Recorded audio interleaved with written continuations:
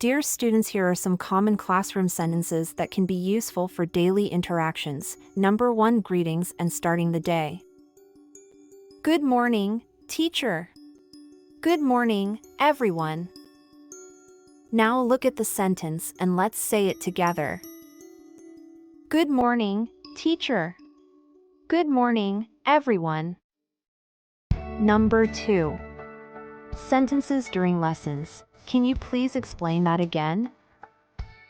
I don't understand this part. Now look at the sentence and let's say it together.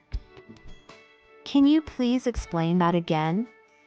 I don't understand this part. Dear students, here are some common classroom sentences that can be useful for daily interactions. Number 1, greetings and starting the day. Good morning, teacher. Good morning, everyone. Now look at the sentence and let's say it together. Good morning, teacher. Good morning, everyone. Great job, students.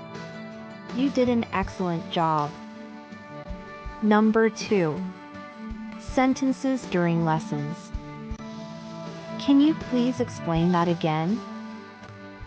I don't understand this part. Now look at the sentence and let's say it together. Can you please explain that again? I don't understand this part.